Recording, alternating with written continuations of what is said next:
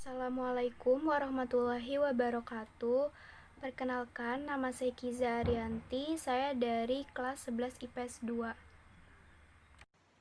Perkenalkan, nama saya Indira Febriana dari kelas 11 IPS 2. Saya Fandina Zaresti dari kelas 11 IPS 2. Nama saya Irfan Tantawi dari kelompok 3. Nama saya Azara Elvina Sari dari kelas 11 IPS 2. Saya Azainda Kusumasuti dari kelas 11 IPS 2. Halo, jadi di video ini kelompok kita akan membahas tentang perlawanan rakyat terhadap kolonialisme. Jadi kita akan membahas perlawanan rakyat Maluku, yaitu Kapiten Patimura dan Christina Marta Tiahahu, dan di daerah Aceh yaitu Cut Nyadin dan Cut Mutia. Jangan di skip ya videonya. Perang Maluku 1817. Bangsa Portugis adalah bangsa Eropa pertama yang berhasil menguasai Maluku pada tahun 1512. Kemudian disusul oleh bangsa Spanyol. Lalu disusul bangsa Inggris menguasai Maluku pada tahun 1811. Berdasarkan Convention of London 1814, daerah Maluku diserahkan oleh Inggris kepada Belanda. Kemudian Belanda menerapkan praktek monopoli perdagangan di Maluku dan melakukan tindakan-tindakan lain yang sangat merugikan rakyat Maluku.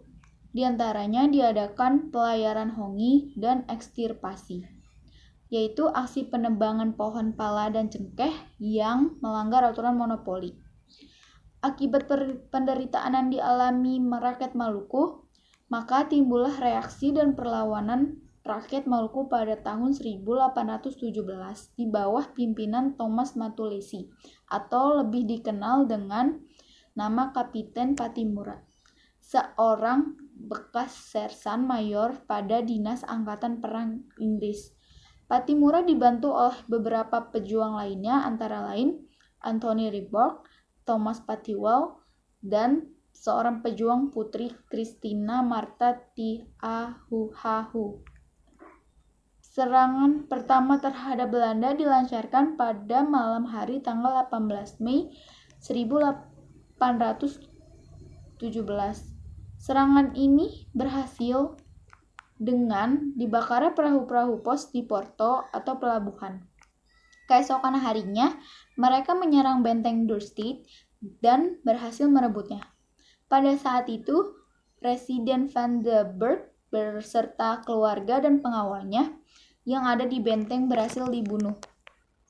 Nah, bentengnya itu seperti gambar di bawahnya ya teman-teman. Untuk membalas dan merebut kembali benteng Dorset, Belanda mendatangkan bala bantuan dari Ambon ke Haruku pada tanggal 19 Mei 1817. Bantuan itu berkekuatan 200 orang prajurit dan dipimpin oleh seorang mayor. Mereka memusatkan kekuatan di benteng Zeelandia. Seperti gambar di bawah ini benteng Zeelandianya. Raja-raja di Maluku mengerahkan rakyatnya untuk menyerang benteng Zeelandia. Belanda menerobos kepungan rakyat dan melanjutkan perjalanan ke Saparua. Terjadi pertempuran sengit di Saparua. Banyak jatuh korban di pihak tentara Belanda. Dengan demikian, berhasillah pasukan Patimura mempertahankan benteng Dorset. Kemenangan yang gemilang ini menambah semangat juang rakyat Maluku, sehingga perlawanan meluas ke daerah lain seperti Seram, Hitu, dan lain-lain. Perlawanan rakyat di Hitu ditangani oleh Ulupaha pada 80 tahun. Kemudian, pengkhianatan terhadap bangsa sendiri, akhirnya Ulupaha terdesak dan tertangkap oleh Belanda. Pada bulan Juli 1817, Belanda mendatangkan bala bantuan berupa kapal perang yang dilengkapi dengan meriam-meriam. Benteng Dorset yang dikuasai oleh Patimura dihujani meriam-meriam yang ditembakkan dari laut. Akhirnya, benteng Dorset berhasil direbut kembali oleh Belanda. Pasukan Patimura melanjutkan perjuangan dengan siasat perang gerilya. Pada bulan Oktober 1817, Belanda mengerahkan pasukan besar-besaran untuk menghadapi Pattimura. Sedikit demi sedikit, pasukan Pattimura terdesak. Akhirnya, pada bulan November 1817, Belanda berhasil menangkap Pattimura, Anthony Ribourt, dan Thomas Patchwell. Pada tanggal 16 Desember 1817, Kapiten Pattimura dan teman-teman menjalani hukuman gantung di depan benteng New Victoria di Ambon. Sementara Kapiten Paulus Tiahahu ditembak mati dan putrinya Christina Martha Tiahahu diasingkan ke Pulau Jawa pada tanggal 2 Januari 1818 dan meninggal di atas kapal perang Everstein.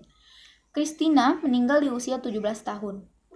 Jenazahnya diluncurkan di Laut Belanda. Nah, gambar yang di bawah itu adalah benteng New Victoria di Ambon.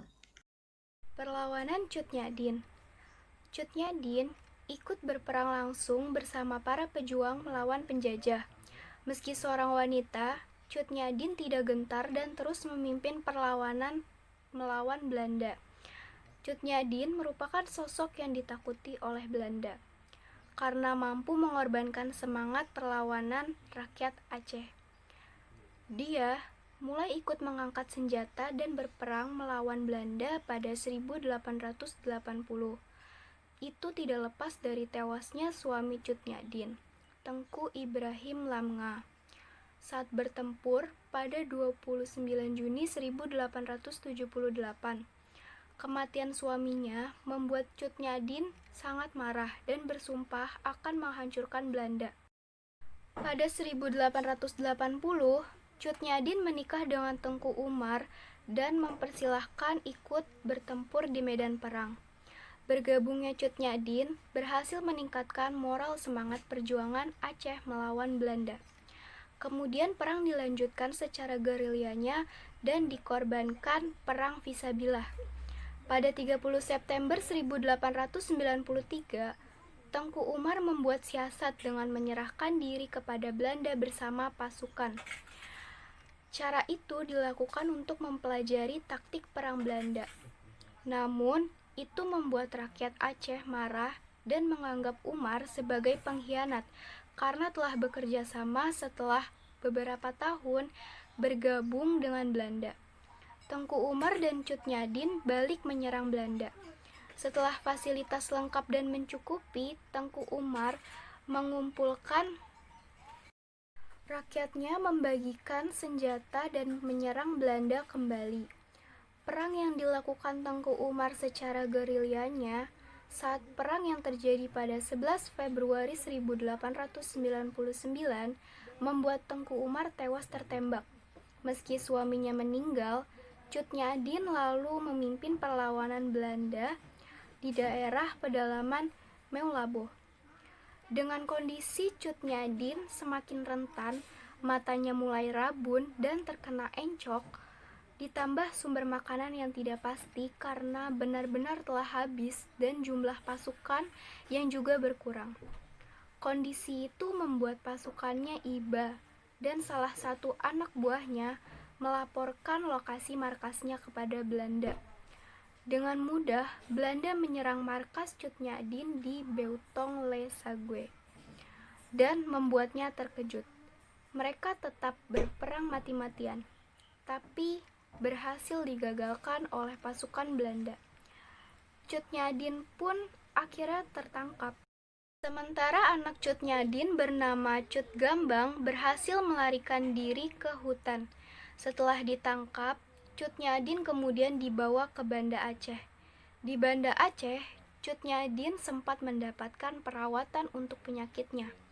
Bahkan penyakitnya seperti rabun dan encok berangsur-angsur sembuh. Setelah ditangkap dan mendapatkan perawatan, Cut Nyak selanjutnya dibuang atau dipindahkan ke Sumedang, Jawa Barat. Pemindahan tersebut dilakukan karena Belanda merasa ketakutan dan khawatir karena kehadirannya akan menciptakan semangat perlawanan bagi rakyat Aceh. Apalagi masih banyak pejuang-pejuang Aceh yang belum tunduk dengan Belanda. Di Sumedang, ditahan bersama tahanan politik Aceh lainnya. Pada 6 November 1908, Cut Nyadin meninggal karena usianya yang sudah tua. Cut Nyadin dimakamkan di daerah Pengasingan. Bahkan makam Cut Nyadin baru ditemukan pada tahun 1959. Perlawanan rakyat Aceh tidak hanya dilakukan oleh Cut Nyadin saja, tapi ada juga Cut Mutia. Mari kita bahas perlawanan Cut Mutia.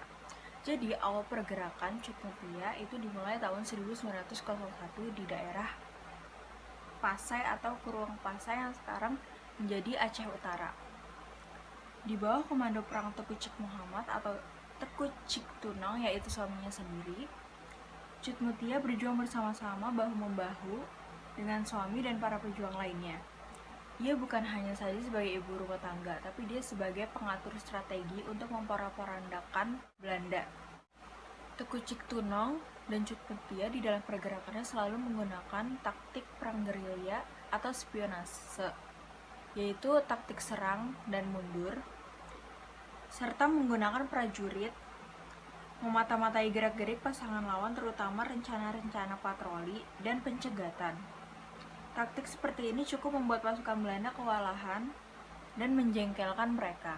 Taktik spionase dilakukan oleh para spion dari pasukan pejuang yang menyamar sebagai penduduk atau disebut ureng gampong. Disebarluaskan di pelosok-pelosok negeri. Dengan kelugannya, para spion selalu mendapatkan informasi berharga dan tepat, sehingga daerah serta lokasi patroli yang akan dilalui pasukan Belanda dapat segera diketahui. Dengan cara seperti ini, pasukan muslimin dapat mengatur strategi dan rencana pencegatan untuk melumpuhkan pasukan musuh tersebut karena posisi strategis pada jalur yang akan dilalui. Pencegatan dan penyerangan oleh pasukan muslimin dilakukan secara tiba-tiba, sehingga pasukan Belanda tidak dapat berbuat apa-apa dengan mudah. Pasukan muslimin menghancurkan dan merampas semua senjata perbekalan. Dalam bulan Juni 1902, berdasarkan informasi dari spionnya bahwa pasukan Belanda akan melakukan operasi dan patroli dengan kekuatan 30 orang personil di bawah pimpinan Van Steygen. Dalam perlawanan tersebut, pasukan Belanda mengalami kekalahan yang cukup besar, yaitu dengan matinya pimpinan pasukan dan 8 orang serdadu serta banyak anggota pasukan yang cedera berat hingga ringan. Sedangkan di pihak pejuang muslim, syahid 10 orang. Kemudian pada bulan Agustus tahun 1902, pasukan Cik Tunong dan Cut Mutia mencegat pasukan Belanda yang berpatroli di daerah Simpang Ulim Blangni. Strategi yang digunakan oleh pasukan muslimin untuk mencegat pasukan Belanda adalah dengan menempatkan pasukannya di daerah yang beralang-alang tinggi dekat jalan tidak jauh dari Menasah Jero, sehingga memudahkan para pejuang mengintai dan sekaligus melakukan penyerangan secara tiba-tiba. Di dalam penyerangan ini, pasukan Belanda lumpuh total, dan para pejuang muslimin dapat merebut 5 pucuk senapan. Sesuai rencana yang sudah disusun dan diatur oleh pejuang muslimin, bahwa di tengah sungai pendayung tersebut melakukan gerakan untuk membalikan perahu. Dalam suasana malam gelap gulita, kacaulah pasukan Belanda, dan dengan tiba-tiba muncul pasukan Teuku Cik Tunong dan Cut Mutia melakukan penyerangan dengan tembakan-tembakan gencar dan dengan pedang serta rencong terhunus melakukan gerak perkelahian jarak dekat sehingga pasukan Belanda kacau dan punah. Di saat pertempuran ini, pasukan De Chap bersama dengan 28 prajuritnya mati, sedangkan pasukan muslimin dalam penyerangan ini dapat memperoleh 42 pucuk senapan. Selanjutnya tanggal 9 Januari 1903, Sultan Mahmud Daud Shah bersama pengikutnya seperti Panglima Polem Muhammad Daud, Teuku Raja Kemala, dan pemuka kerajaan lainnya telah menghentikan perlawanan dan menyatakan turun dari usaha bergerilya melakukan penyerangan pasukan Belanda. Memperhatikan turunnya Sultan dan penyerangan perlawanan atas pasukan Belanda tersebut dan menerima surat-surat serta atas anjuran para sahabat seperjuangan, Teuku Cik Tunong memahami kesemuanya itu. Atas kesepakatan dirinya dengan istrinya Cut Mutia, pada tanggal 5 Oktober 1903. Teku Cik Muhammad dan Cut Mutia beserta dengan pengikutnya turun dari gunung. Atas persetujuan Komandan Detasemen Belanda di Loksemawe atau HNA Swart, Teku Cik Muhammad dan Cut Mutia dan pasukannya dibenarkan menetap di Keretu, tempatnya di Jerat Mayang, dan akhirnya pindah ke Teping Gajah, daerah Paton Labu. Akhir perjuangan Teku Cik Muhammad dan Cut Mutia adalah sebagai akibat dari peristiwa merendeh Paya sebelah timur kota Lok Sukon, tepatnya tanggal 26 Januari 1905. Peristiwa tersebut diawali dengan terbunuhnya pasukan Belanda yang sedang berpatroli dan berteduh di Menesah Merendeh Paya. Pembunuhan atas pasukan Belanda ini merupakan pukulan yang sangat besar dan berat bagi pemerintah Belanda. Di dalam penyelidikannya, serta berdasarkan informasi yang diterima dan mata-mata Belanda bahwa Teku Citunong turut terlibat, hal ini merupakan fitnah semata. Oleh karena itu, pemerintah Belanda menangkapnya. Dan di dalam peradilan militer di Loksemawe, diputuskan Teku Citunong mendapat hukuman gantung dan akhirnya berubah menjadi hukuman tembak mati. Pelaksanaan hukuman tembak mati dilaksanakan pada bulan Maret 1905 di tepi pantai Loksemawe dan dimakamkan di Masjid Menggedong, tidak jauh dan kota Loksemawe. Sebelum hukum tembak dilaksanakan, ia dapat bertemu dengan salah seorang staf setia dalam seperjuangan, yaitu Pang Nagro, seorang panglima muslim yang juga teman yang paling dekat dan dipercaya. Kata terakhir yang diucapkan kepada Pang Nagro adalah untuk menjaga anaknya dan diizinkan untuk menikah dengan istrinya, yaitu Cut Mutia, dan teruskan perjuangannya. Perjuangan Cut Mutia bersama Pang Nagro. Perjuangan Cut Mutia dalam menentang penjajahan Belanda tidak terputus dan terus berlanjut. Sesuai dengan amanah dari suaminya, Teku Citunong, perjuangan terus dilanjutkan dan ia bersedia menerima Pang Nagro sebagai suami dan sekaligus sebagai pendamping dalam perjuangan. Kemudian, markas basis perjuangan mereka kini berada di Bukit Brugja. Pang Nagro mengatur siasat perlawanan melawan patroli Masose Belanda bersama dengan Teku Muda Ganto. Untuk perbekalan parang diadakan hubungan rakyat di kampung-kampung pada malam hari. Senapan kelelawang dibeli dari orang yang dapat merebutnya dari Belanda dengan harga yang tinggi, sehingga dengan penuh semangat perjuangan Pang Nagro bersama dengan istrinya Cut Mutia menghadapi patroli Masose Belanda di setiap kesempatan. Penyerangan yang dilakukan oleh Pang Nagro Cut Mutia dilakukan dan Hulu Krueng Jambu Aye, suatu tempat pertahanan yang sangat strategis karena daerah tersebut merupakan daerah hutan liar yang banyak tempat-tempat persembunyian pasukan Pang Nagro Cut Mutia. Sering melakukan penyerangan ke tangsi-tangsi dan bivak pasukan Belanda, di mana banyak terdapat para pejuang muslimin yang ditahan sekaligus membebaskan mereka. Dengan demikian penyerangan itu membuat pasukan Belanda marah dan gusar. Taktik perjuangan perlawanan serta strategis penyerbuan yang dilakukan Pang Nagro dan Cut Mutia Selanjutnya adalah dengan taktik tipu daya dan menyebarkan isu. Isu yang disebarkan seolah-olah pasukan muslimin akan mengadakan pesta atau kanduri, yaitu tepatnya di sebelah selatan Matang Raya. Di pertengahan tahun 1909, pihak Belanda atas petunjuk orang kampung yang diadakan tawanan diketahui bahwa pusat pertahanan pasukan Pangnagro Cutmutia. Pada subuh dini hari terjadilah bentrokan senjata yang hebat antara pejuang muslimin dengan pasukan Belanda, serta pertarungan jarak dekat dengan senjata pedang dan rencong. Dalam pertemuan tersebut, banyak pasukan Belanda yang mati.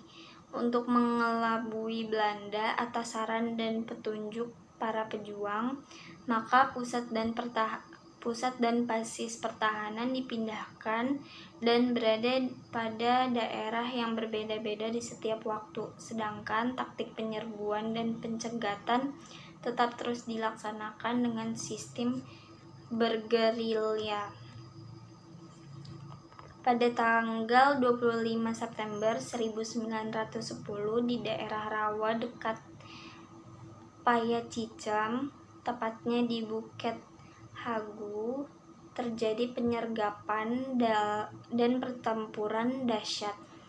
Pasukan Pangnagro Cutmutia mengalami pukulan hebat atas penyerangan yang dilakukan dengan gencar oleh pihak Belanda.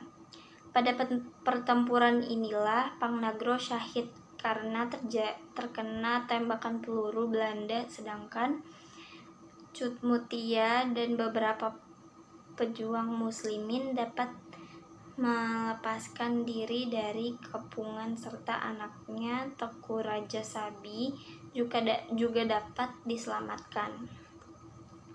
Jenazah Pangnagro dimakamkan di samping Masjid Lok Sukon. Sebelum meninggal dalam keadaan berlumuran darah, Pangnagro memanggil Teku Raja Sabi yang berada di sampingnya dan menyuruhnya untuk mengambil rencong dipanggang dan pengikat kepala, lalu berlari mencari ibunya Cutmutia dan lanjutkan perjuangan. Cutmutia memimpin pergerakan.